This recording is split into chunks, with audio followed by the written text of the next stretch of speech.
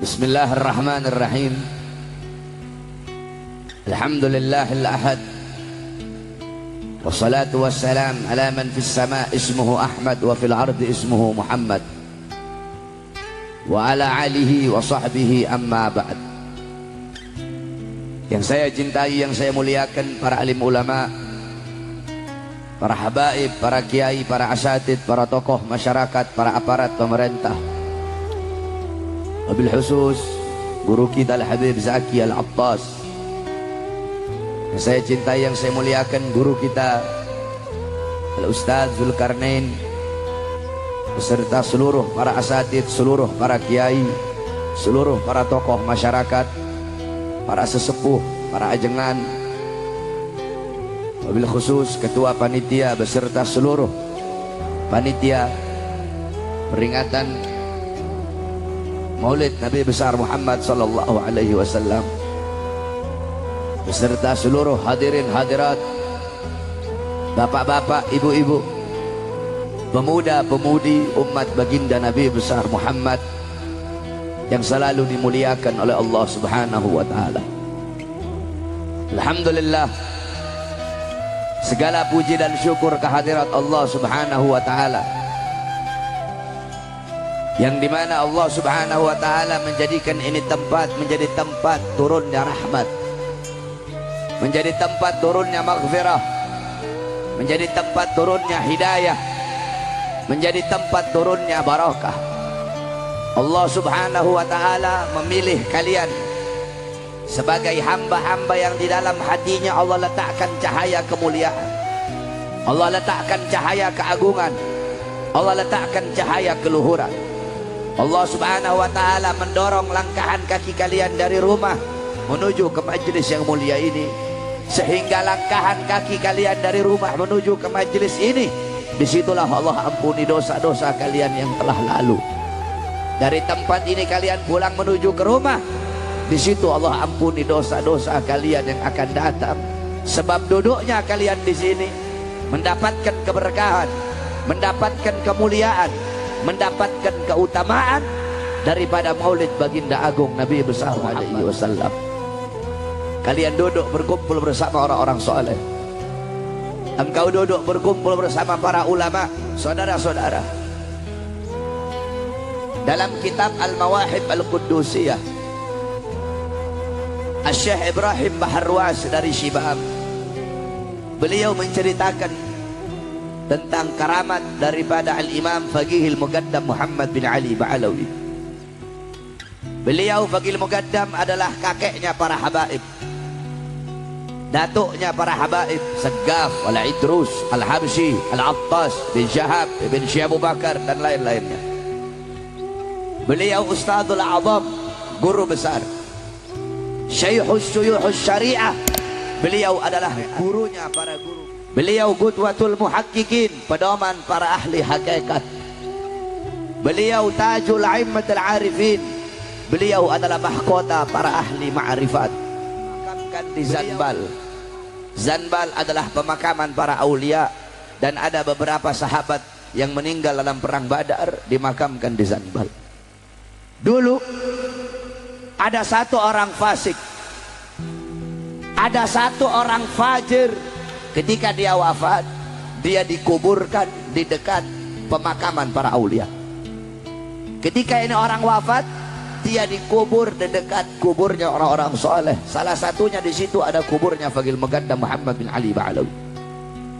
Singkat cerita, karena ini orang fasik, ini orang fajir, ini orang fasid, maka dalam kubur dia disiksa oleh Munkar Nakir, saudara-saudara.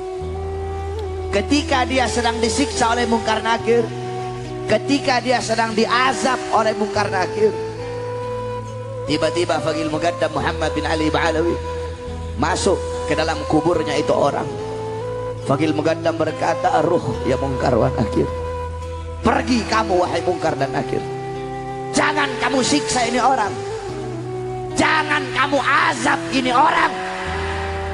Kamu azab dia, kamu siksa dia, kamu cambuk dia, teriakan dia, jeritan dia, mengganggu zikirku kepada Allah Subhanahu wa ta'ala. Itu orang fasik dapat syafaat gara-gara kuburnya dekat dengan kuburnya orang soleh. Dia dekat dengan orang soleh bukan semasa hidupnya. Dia dekat ketika dia sudah wafat, kuburnya dekat dengan kuburnya orang soleh, dapat syafaat. Bagaimana ketika kita masih hidup, kita dekat dengan orang-orang soleh, kita dekat dengan para ulama. Saudara-saudara, engkau duduk di majelis yang mulia ini untuk bergembira, untuk berbahagia dengan lahirnya baginda Nabi besar Muhammad sallallahu alaihi wasallam. Siapa yang suruh kamu berbahagia? Siapa yang suruh kamu bergembira dengan lahirnya Nabi? Yang suruh bukan ustadz, bukan kiai, bukan habib, bukan nabi, bukan rasul, bukan tabi'in, bukan malaikat yang suruh kamu berbahagia dengan lahirnya Nabi, tetapi Allah subhanahu wa ta'ala yang perintahkan engkau untuk bergembira dengan lahirnya baginda Nabi besar Muhammad. Di dalam Al-Quran Allah subhanahu wa ta'ala berfirman, Qul bifadlillah wa birahmati fabidzalika falyafrahu. Katakanlah, dengan karunia Allah dan dengan rahmat Allah, maka dengan karunia dan rahmat tersebut falyafrahu, hendaklah mereka bergembira. Apa karunia Allah? Karunia Allah yang paling besar adalah Al-Quran. Menurut Al-Imam Abdullah bin Abbas, karunia Allah yang paling besar adalah ilmu. Sama, Al-Quran sumber daripada segala ilmu. Terus, siapa rahmat Allah dalam ayat tersebut? Para mufassirin, para ulama-ulama ahli tafsir, dalam kitab-kitab tafsirnya, beliau menjelaskan.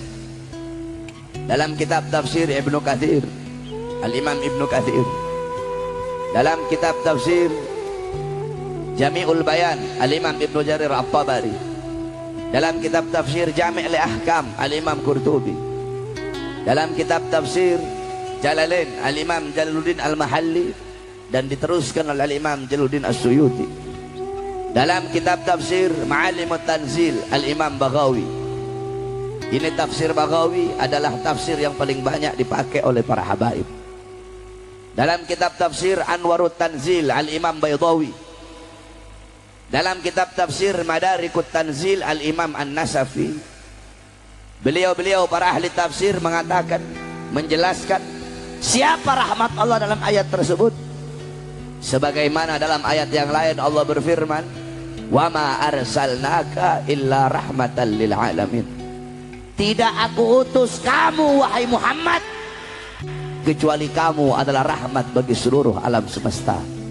Maka dengan adanya Nabi Muhammad sebagai rahmat Allah, hendaklah mereka bergembira, hendaklah saya bergembira, hendaklah kalian bergembira dengan adanya baginda Nabi besar Muhammad sallallahu alaihi wasallam.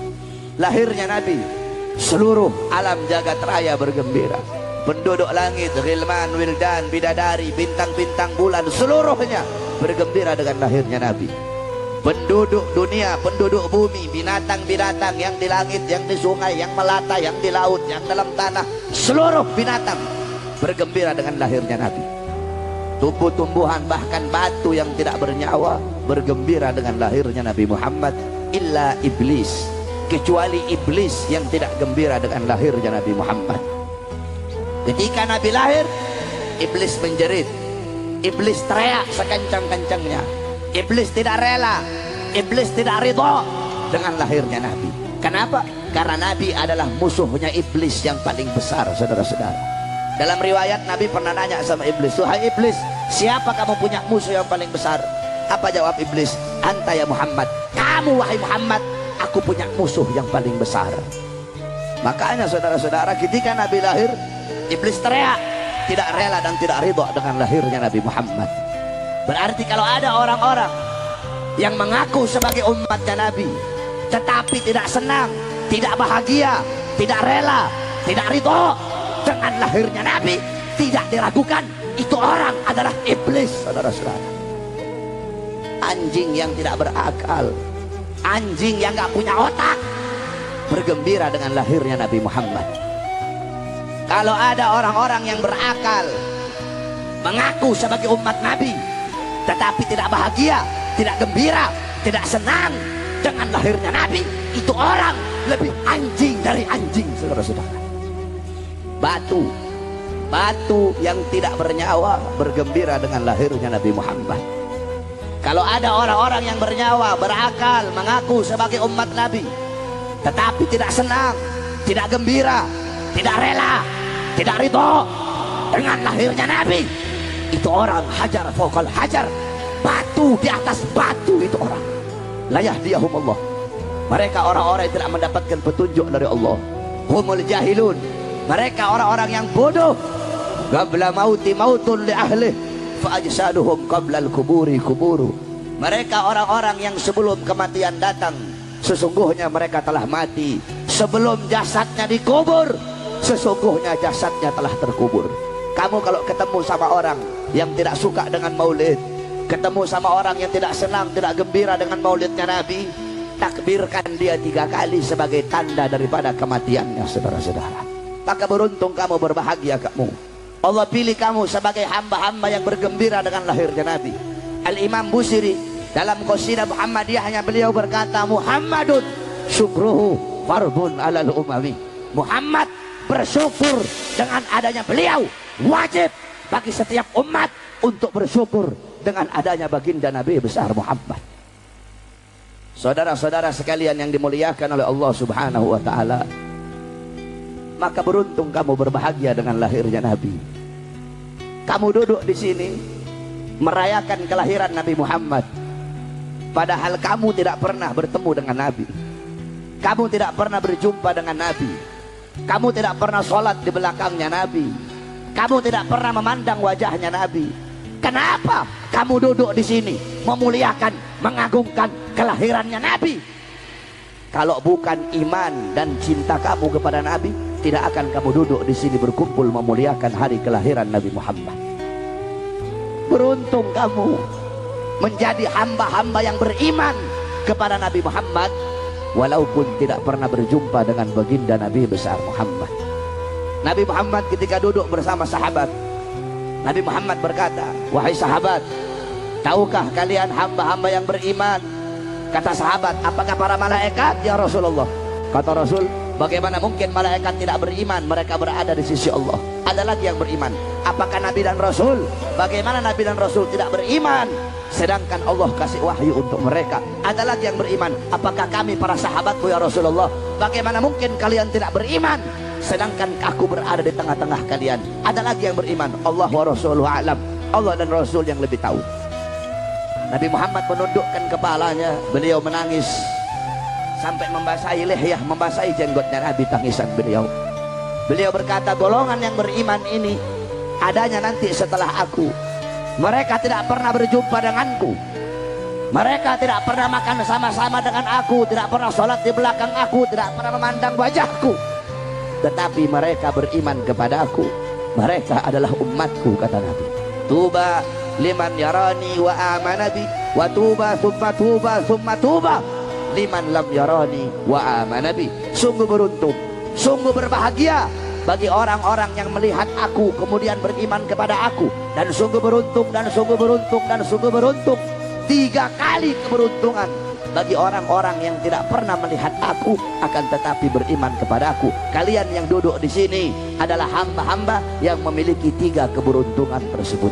Karena yang mendorong kalian duduk di sini merayakan kelahiran Nabi, iman dan cinta kalian kepada baginda Nabi besar Muhammad sallallahu alaihi wasallam. Kalian duduk di sini diceritakan sejarahnya Nabi Muhammad sallallahu alaihi wasallam dalam hadis riwayat Al-Imam Ad-Dailami dalam kitab Musnadnya Al-Firdaus, qala Rasul dzikrul anbiya minal ibadah, dzikrus salihin minal kafarah, dzikrul maut minas sadaqah, dzikrul kubur yuqarribukum minal jannah. Kata Nabi Muhammad, mengingat para nabi, menyebut para nabi, menyebut para rasul, mengingat para nabi, mengingat para rasul, itu adalah ibadah. Kamu duduk di sini diceritakan sejarah Nabi, bagaimana ilmunya Nabi, amalnya Nabi, waraknya Nabi, khaufnya Nabi, khasyahnya Nabi, zuhudnya Nabi, qanaahnya Nabi Muhammad SAW. Maka kamu pulang dari sini, bawa amalnya Nabi Muhammad di rumah tangga kamu, di kehidupan kamu, dalam kepribadian kamu, di masyarakatnya kamu. Jadikan rumah tangga kamu rumah tangga Nabi Muhammad. Jadikan kamu punya kampung-kampung baginda Nabi besar Muhammad sallallahu alaihi wasallam. Ikuti para ulama. ikuti para aslafun salih, ikuti orang-orang saleh, ikuti terus para habaib, para kiai, karena beliau-beliau adalah pewaris baginda Nabi besar Muhammad. Nabi tidak mewarisi harta, tidak mewarisi pangkat, jabatan, tahta, kekuasaan, emas, permata. Bukan itu warisannya Nabi. Warisannya Nabi ilmu, amal, akhlak, wara, khauf, ikhlas, sabar, takwa, istiqamah, zuhud, ibadah, qanaah, khasyah, syauq, raja' dan lain-lainnya, yang dimana itu dibawa oleh para ulama. Maka jangan kamu jauh dari ulama, jangan kamu jauh dari orang-orang soleh.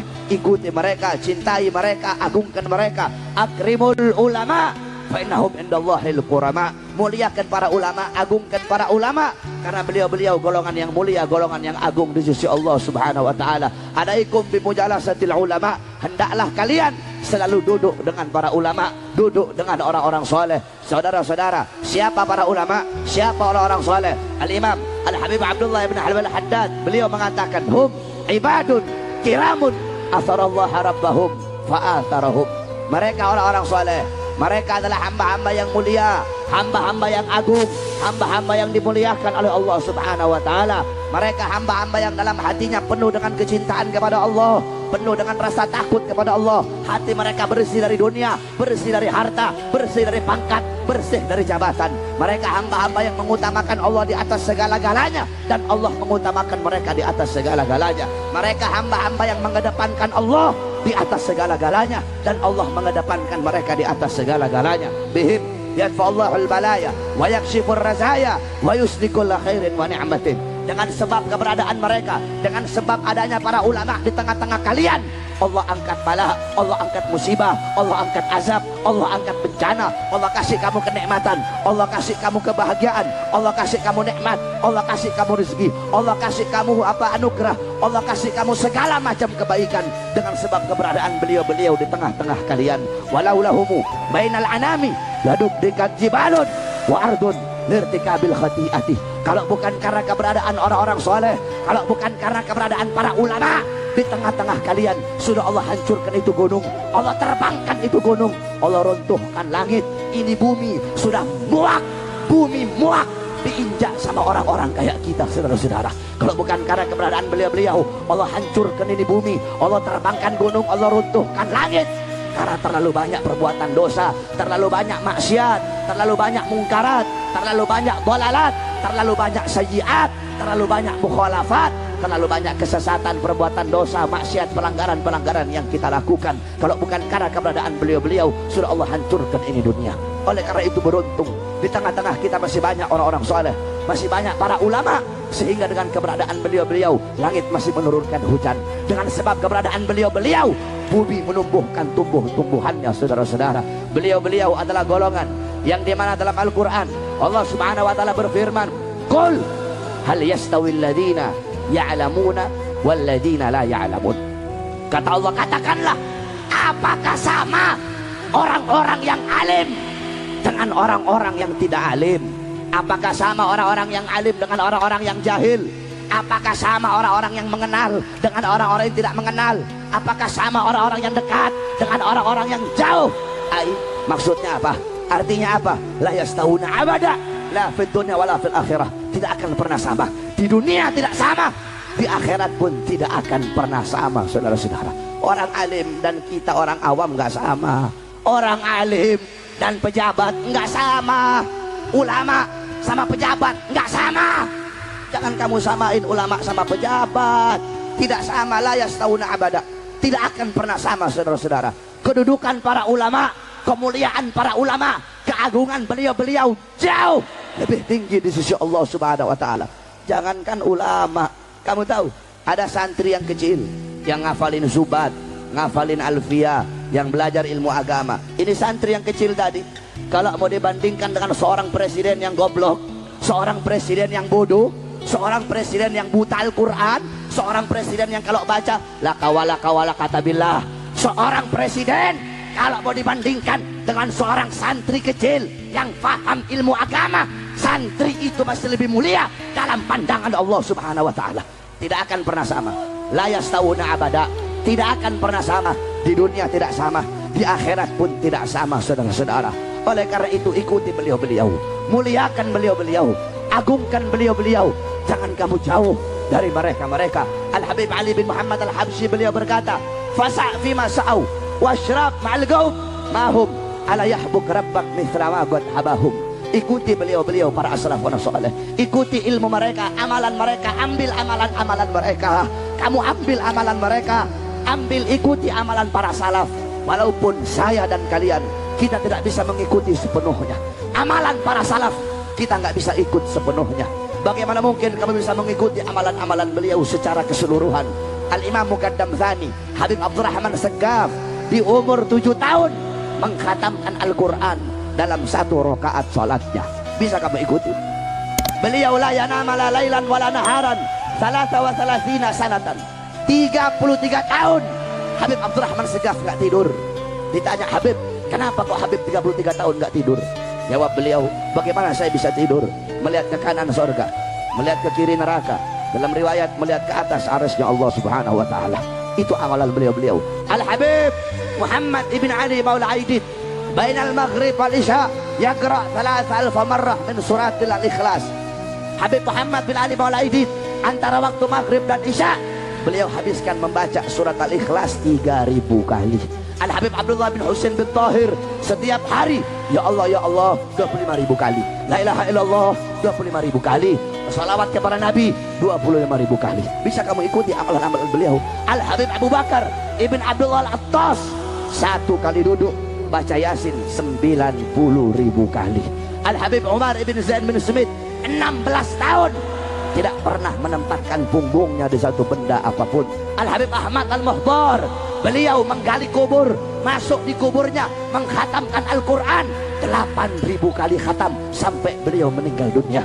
Al-Habib Abdullah Ibn Alwi Al-Haddad Sahibur Ratib di umur 3 tahun kena penyakit cacar menyebabkan mata beliau buta, tetapi butanya beliau tidak menghalangi beliau untuk menuntut ilmunya Allah, karena beliau tahu laisal mar'u yuladu aliman, tidak ada seseorang yang dilahirkan dalam keadaan alim. Walaupun dalam keadaan buta kedua matanya, tetap beliau belajar, tetap beliau menuntut ilmu, tetap beliau belajar Quran, menghafal Quran sampai di umur 7 tahun beliau hafal Quran. Di umur 7 tahun, di umur 9 tahun beliau menghafal kutubus sittah, Bukhari, Muslim, Sunan Abi Daud, Tirmidzi, Ibnu Majah, Nasai. Kutubus sittah beliau hafal, kitab hadis 6. Kamu juga hafal kutubus sittah. Iqra 1, Iqra 2, Iqra 3, Iqra 4, Iqra 5, Iqra 6 kamu hafal. Itu beliau orang-orang saleh, saudara-saudara. Di umur 11 tahun beliau menghafal kitab-kitab Imam Ghazali, Ihya Ulumuddin, Minhajul Abidin, Miyarul Ilim, Bidayatul Hidayah, dan lain-lainnya. Itu mereka orang-orang saleh, para salaf. Kita nggak bisa ikuti amalan beliau gaddaman ala gaddamin, selangkah demi selangkah, setapak demi setapak. Kamu ikuti amalan mereka. Dengan kamu mengikuti mereka, maka Allah akan memberikan kepada kamu apa-apa yang Allah berikan kepada mereka. Mereka Allah kasih anugerah, kamu Allah kasih anugerah. Mereka Allah kasih rahmat, kamu ikut mereka, kamu Allah kasih rahmat. Mereka Allah kasih laduni, kamu ikut mereka, kamu Allah kasih ilmu laduni. Mereka Allah kasih ilmu wahbi, kamu ikut mereka, kamu Allah kasih ilmu wahbi. Ikuti mereka, jangan jauh dari mereka. Qala Rasul sallallahu alaihi wasallam, Nabi Muhammad sallallahu alaihi wasallam bersabda, kun aliman, jadilah kalian orang-orang alim, jadilah kalian orang-orang yang mengerti ilmu agama. Beb, saya nggak bisa jadi orang alim, beb.